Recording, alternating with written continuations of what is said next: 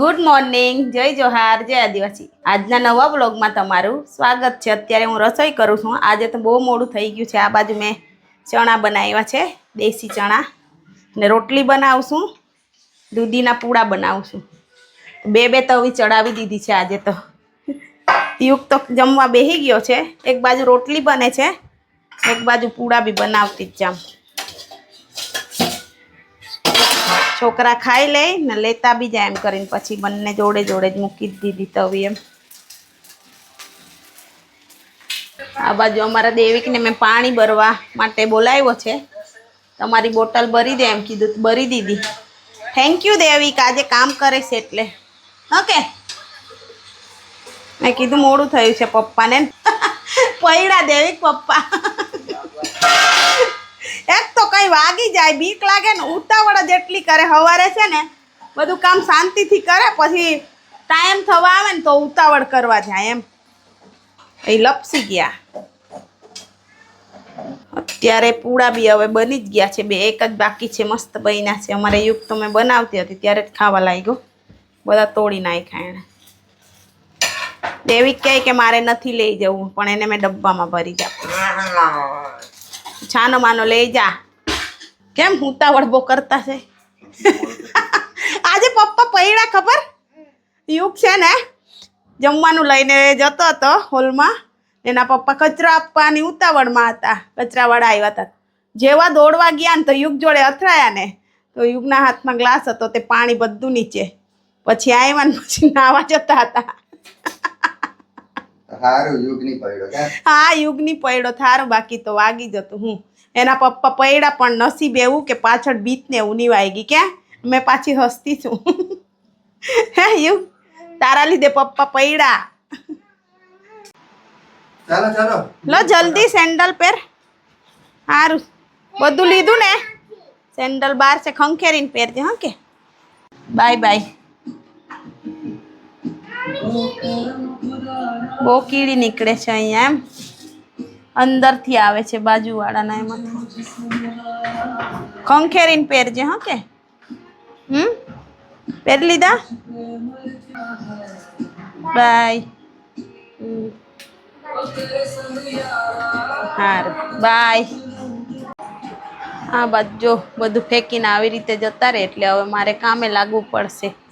બધું હરકું, બેડશીટ બદલવાની છે પણ એ સાંજે બદલીશ। હવે મારે પૂડા બનાવતા બનાવતા જ બંધ કરીને ગઈ હતી, એટલે હવે પાછી બે ક્રિયા છે એ બનાવી દઉં। અત્યારે 1:45 વાગી ગયા છે, હું જમવા આવ્યો છું, પણ આમાં ટાટા સ્કાયનું નથી દેખાતું। એટલે કેમ, હું થઈ ગયું છે? કાલે જ ચાલતું હતું ને, સવારથી HDMI નહીં આવતું કે? પ્લાન બોલાવવું પડશે પાછું। ચાલ જમી લઈએ। હારું। મારે કપડાં ગળી વાળવાના છે, એટલા બધા ભેગા કર્યા છે ને, ધોઈ ધોઈને પેલા સુકાતા જ નહીં હતા, એટલે હમણાં બહુ ભેગા થઈ ગયા છે ને, એટલા ધોયા બી છે। પેલું ગામડે જઈએ ને આવીએ ત્યાં ધોઈએ નહીં, અહીંયા લાવીને ધોઈએ। એટલે ચાલો હવે જમવાનું લઈ જાઉં। યુગના પપ્પા તો કામમાં બીજી છે। જો મેં બધી સાફ સફાઈ કરી નાખી। 12:30 વાગતા તો કચરા પોતું, પછી બધું જે કરીને પોતું ને ઉમારી દીધું। આ બાજુ બી બેડશીટ પછી બદલીશ। ચાલો અત્યારે જમવા બેસી ગયા છે। આજે તો મસ્ત જમવાનું બનાવ્યું છે। દૂધીના પૂડા છે, ચણા છે, પછી અથાણું, ભાત, રોટલી, પાપડ, કચુંબરમાં ડુંગળી, ગાજર અને કાકડી। આજે તો બહુ કામ હતું, પણ તો બી રસોઈ ને બધું કામ 12:30 વાગતા થઈ ગયું। ઉતાવળમાં બનાવ્યો પણ બની ગયું ખરું। યુગ હું કહીને ગયો કેમ? હા, મમ્મી મારા હારું ચણા મૂકજે, મેં રાતે સુધી ખાઈશ એમ કે। એવું એને રાતે બહુ સુધી ભાવે ખાવું છે એમ। હા, એટલે જ મેં આજે બનાવી દીધા એમ। સારું, ચાલો જમી લે, ભૂખ લાગી છે બરાબર। મેં તો અડધું ખાઈ લીધું। ચાલો ચાલો જામ, તારું કામ ચાલુ રાખ હવે। કઈ કામ તો કરવા નહીં લાગતા ને ભાગ્યા જ કરે કા? પણ કામ છે મારે પેલું વાસણ ઘસી નાખ્યા ખાઈને તરત જ। હવે મેં કપડાં ગળી વાળવા જામ। રજા હોય તો કામ કરવા જ લાગુ છું ને। હમણાં જ નહીં જ કરવા લાગતા વધારે હમણાં ટાઈમ જ નહીં મળતો. બહુ બીજી રે. આ ડગલો હવે અહીંયા ખંખેરી કાઢું ગળી વાળું જો ઘરેથી આવ્યા ત્યારના ધોવાના હતા બધા કપડાં. ધોયા સુકાયા છે એટલે ગળી વાળી દઉં હમણાં. સારું ચાલ હા બાય. Bye bye. અત્યારે સાંજના 4 વાગી ગયા છે. આજે મેં બરાબર ઊંઘી ગયેલી, એટલી થાકી ગયેલી કે કપડાં ગળી વાળીશ તો એ બી નહીં વાળવા રે, ઊંઘી જ ગયેલી. અત્યારે ઉઠી 3:30.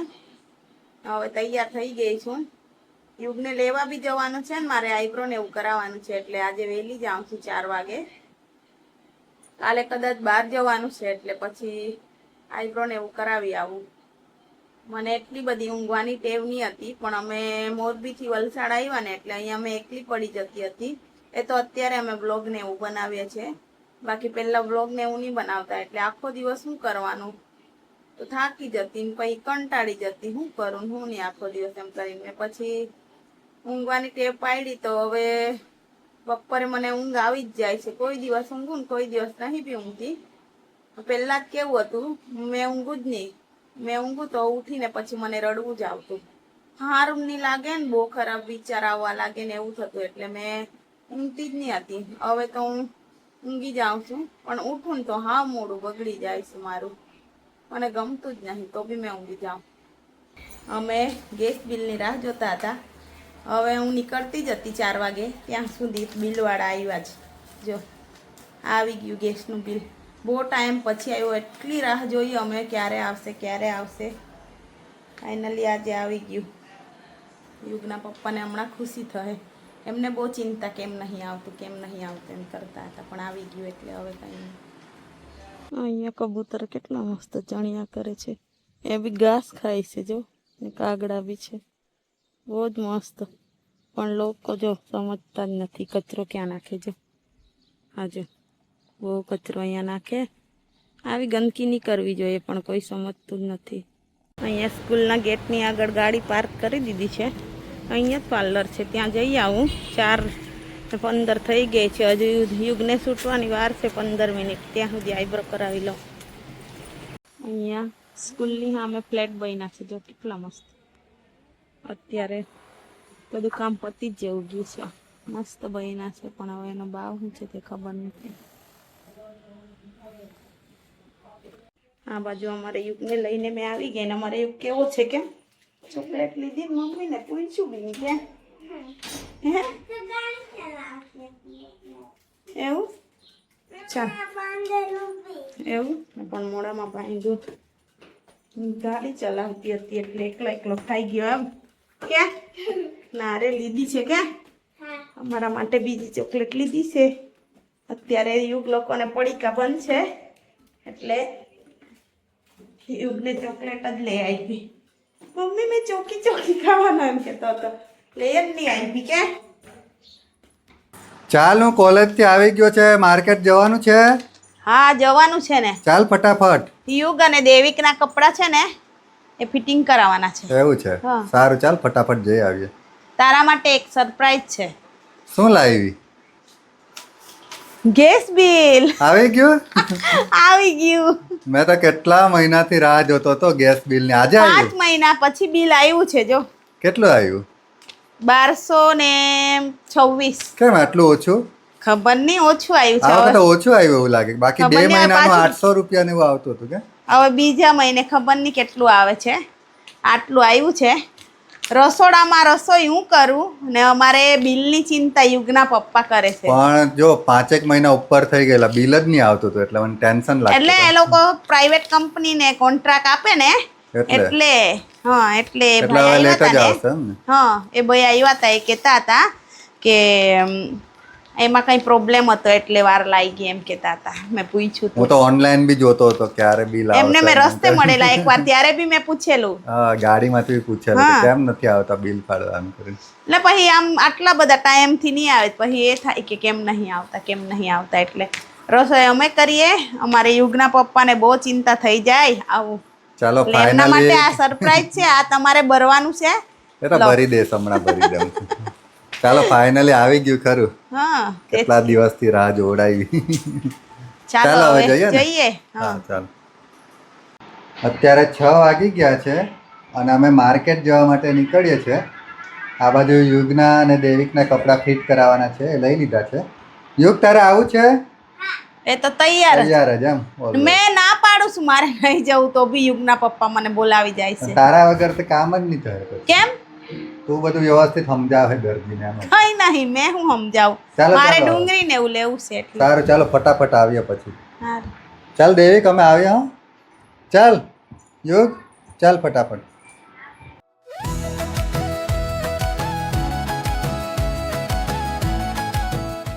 ત્યારે અમે દરજીને ત્યાં આવી ગયા છે.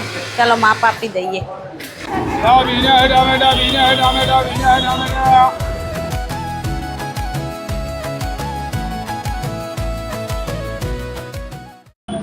લઈ લીધું? યુગ દોડી દોડીને આવે ને. હા, ચકલીનું ચણ પૂરું થયું છે, એ લેવાનું હતું.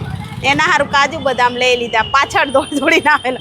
એને એમ મને કે કે તું બી ચાલ એમ કે તું નહીં આવતો, તું જા. એટલે પડી કાઢી લઈ આપ એમ કરીને, પણ નહીં મળે. હવે ગમે બંધ છે તેટલું બધું. કરો પણ હવે નહીં મળે.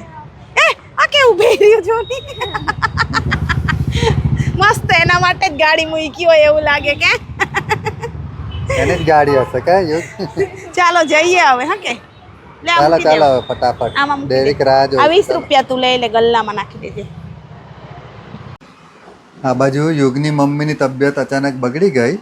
અમે બજારમાંથી આવ્યા પછી યુગની મમ્મીએ જમવાનું બી બનાવ્યું, વાસણ બી ઘસી નાખ્યા અને પછી અચાનક જ માથું દુખવા લાગ્યું એટલે ઊંઘવા પડી છે. કેવું છે હમણાં?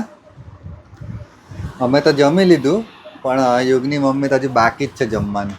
મેં નહીં ખાવાની, બહુ કેમ? માથું દુખે. બહુ માથું દુખે. બામ ને ઘરેથી એવું ઘસી આપું? ઘસી જ આપવું પડે, બહુ દુખે. સારું. દવા ઘરેથી લાવેલી, હારું એક જ માથાની ગોળી હતી. મેં જેમ તેમ નહીં પીતી પણ આ સહન જ નહીં થાય, એટલું દુખે. એમ કોઈ વાર એવું જ થાય છે. એમ ઊંઘ નહીં પૂરી થાય ને એટલે એમ. ઊંઘ બી પૂરી થાય છે ત્યારે 2-1 દિવસથી, પણ આ ઉલટી જેવું લાગતું હતું એમ, એટલે ખાવાનું પછી નહીં ખાધું. એમ સાંજે થોડુંક ખાઈ લીધેલું ને એટલે. તો આરામ કર. આ થોડાક ટાંક ને વાસણ છે બધું હું દુખે. ઘસી નાખું છું.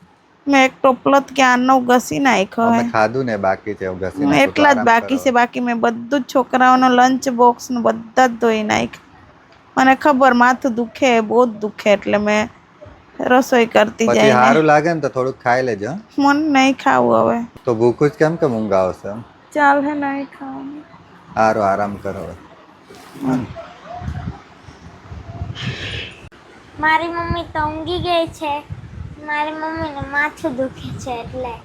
તો આજના બ્લોગને અહીંયા જ એન્ડ કરે છે. જો તમને મારા બ્લોગ સારા લાગતા હોય તો અમારી ચેનલને લાઈક, શેર અને સબસ્ક્રાઈબ કરજો. ફરી કાલે મળીશું નેક્સ્ટ બ્લોગમાં. ત્યાં સુધી બધાને બાય બાય.